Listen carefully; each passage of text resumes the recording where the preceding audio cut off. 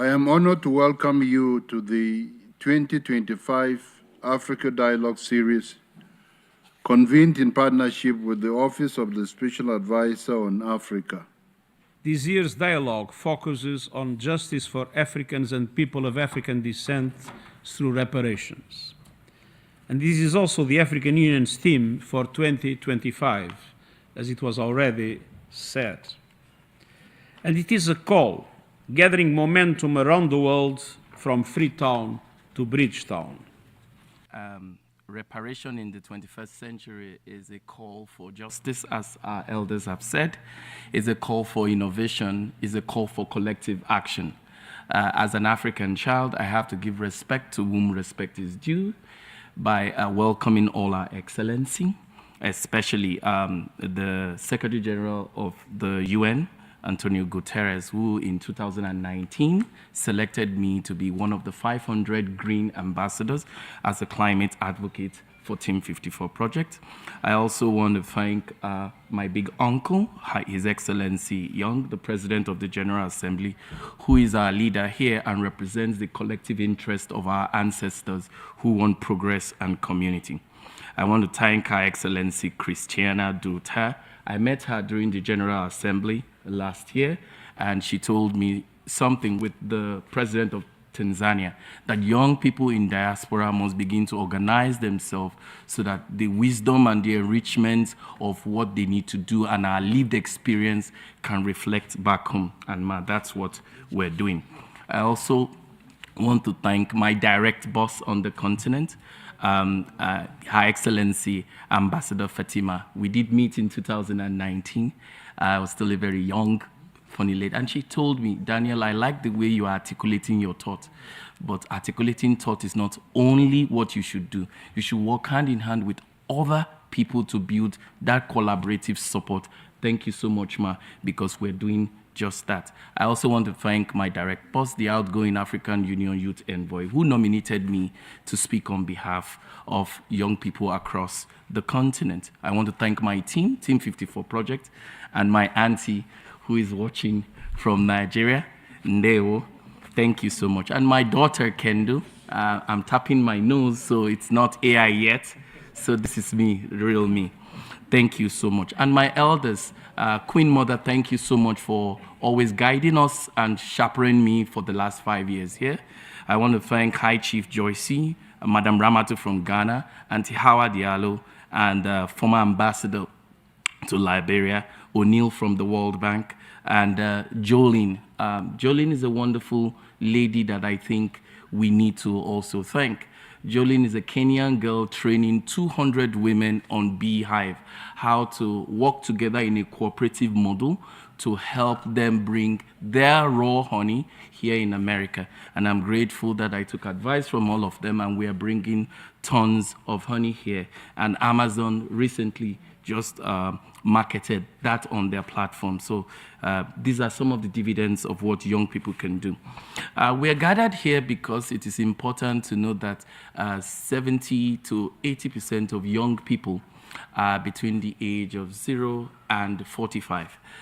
The UN standard says 15 to 35 are youths, but most of our active young people are outside of that framework.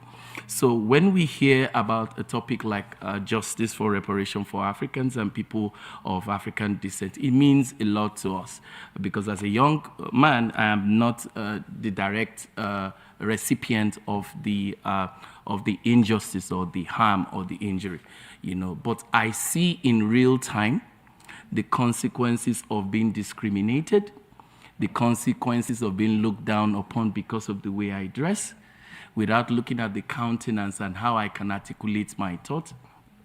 The challenges of telling people that I am a blessing to you, I am not a threat to you. So as a young person, we have organized ourselves here in diaspora, many of us, in partnership with the African Union office here, and our boss across the continent. And what do we see? We understand fully well that the future is promising, but we are also weighed back by the endless challenges that we see within the continent, the conflicts that we see, the exclusion of young people to be part of the space and the governance. And for us, the definition of reparative approach, it's more like a multifactorial pressing of the reset button kind of thing. We want to start from afresh. We want to tell the world, especially those non-Africans, that we have always been the cradle of civilization. We have always been the big brothers.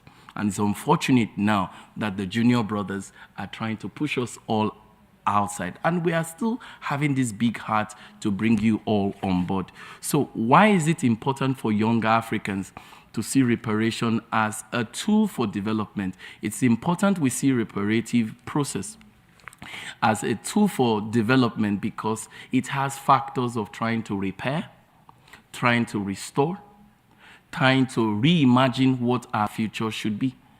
And that's why we think this dialogue is important, and that's why we want to thank the African Union for involving young people. But it has to start with us defining in our own time what reparative approach should be. So in this context, it means that we have to acknowledge, we have to apologize, we have to find a way to restructure, we have to abolish all those biases that still exist in one way or the other. It is true that transatlantic slavery has ended, but we know that there still exists some forms of slavery, either in the way of exploiting our economic resources, or that in the way of interfering in the way we prioritize what is important to us, or even in the case of loan debts that we have to pay again the same colonial people who they know too well that we've not developed enough for our place. And that's why young people in diaspora are very much committed in telling us that true reparation lies in us trying to repair our past with clean mind, trying to be our brother's keeper. We don't want revenge. We're not shaming anyone. It's just a need for us to understand that in history, there's need for us to sit back and use best practices to reset our framework. And we have that already in place. International community, the AU and the United Nations have approved already the issue of restitution as a way to make things work. And it is happening already. Netherlands has promised to return over 120 bronze images from Nigeria. We are aware that in Senegal, the Al-Hadar Omar Atta sword was returned back in Dakar. We're also aware in Ethiopia, the Makwadal treasure in some of the European countries are also being planned to return. So for the global communities, you're already doing that already.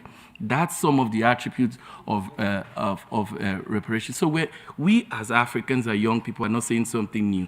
These are the existing structure. However, we want it coned down to meet the peculiarity of the 21st century. And what's the peculiarity of the 21st century? The peculiarity now is that there's a rapid digitalization age going on, and we do not want to be left behind like it used to be during Microsoft years. We want to be now on that table discussing with you before regulatory systems come on board. There's an urgency to address climate change. As you know fully well that Africa is the least emitter of climate change, but for some reason we're the ones at the brunt end of everything. We've never seen a cyclone before in Mozambique in 2018. There was a cyclone in Mozambique. They did not know what it is. There was no helicopter. There was no early warning system. And many people died. In Syria alone in 2017, there was a 10 hours rain that divided the hill and buried over 7,000 people. Till today, some people are still missing, all because we don't have that technology, that knowledge. We do not advise our African leaders to prioritize the loans they take from our colonial masters to target development, advancing the interest of young girls, and ensuring that we build an entrepreneurial society. So for us young people in diaspora, and also young people across the continent, we're pleading that if you want to use the existing principles that we already have, like restitution, do it for digital equity, invest in Africa's digital equity, ensure that the broadband or the internet space that we have is much more broader. Let's encourage more coding. Let's ensure that when these leaders come to ask for loan from the World Bank, we tell them that how many percentage or what is the allocation given for youth entrepreneurial fund, and that without such funds or without such tracking modalities, it will not be given. Let us address climate change for what it is. Let us ensure that as we gather the monies and commitments on addressing and meeting our 2015 Paris Accord commitment for Africa, that special funds are set aside for the African continent to address their immediate need. That includes adaptation strategies, mitigation strategies, the need for renewable energy, because we now know that for the digital age, any energy that is absent out of the digital age will also still lead us backwards. So if we can integrate our newfound love for AIs and digital learning and machine learning with a renewable, clean way of energizing it, we know fully well that we can be able to create more good, clean governance. In January this year, 19th, I led a team of people to the World Bank to meet the World Bank Vice President, and we discussed on how IDA, a special fund that the World Bank has been giving to member nations, especially Africans, who meet all the requirements of transparency, accountability, get to do. And we profiled and also gave them some recommendation. One of the recommendations we gave for them is for them to always announce and publish fundings that are given to every African country.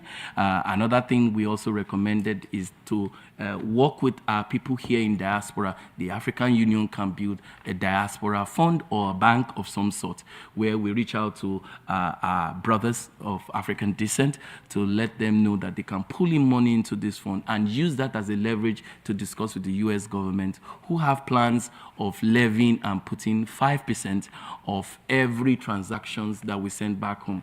So now that the tariff agreement or tariff era is on board, we can leverage and say there's need for you to use the reparative framework that we have said, and part of this reparative framework is to help us build our infrastructure, to help us pay back the years of us so slow and not developing our kind. Putting an extra levy of 5% on your dollar or your pound or any of this currency will not make things work. What you should be doing for us in exchange for us asking for money is write off all our debts, or as the World Bank is currently doing, they are doing debt for development swap. What it means is Côte d'Ivoire is a beneficiary of its first step. So every debt of Côte d'Ivoire, as long as there is a genuine commitment now for development, those money go straight to these projects and things can be better. So the call also is for young Africans who are watching from all over the world.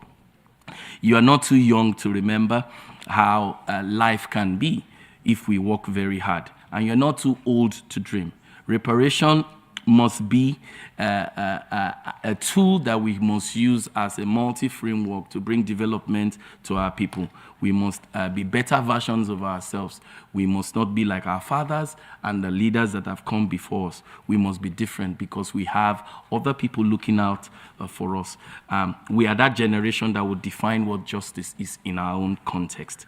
We are that generation that will continue to build communities and link people together. And to the global community and non-Africans, you're still our brothers. We're all from one source.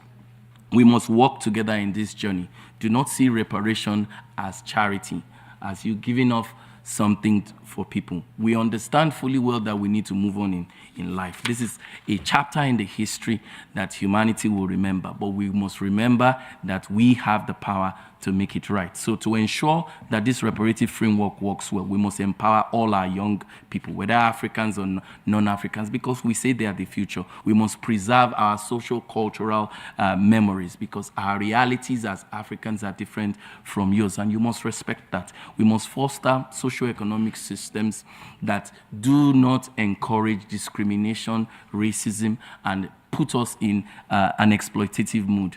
We must promote equity across board. I'm going to need you to wrap up now. Thank you so much, and God bless Africa. Happy Africa Day.